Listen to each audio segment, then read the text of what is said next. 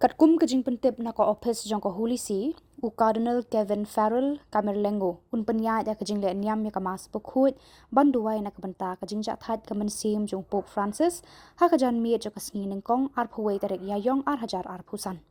Kani kejing le NIAM kan long ha ka ye manirit jong ka Casa Santa Marta, ha Vatican ha ka por prabaji menmiet por Italy.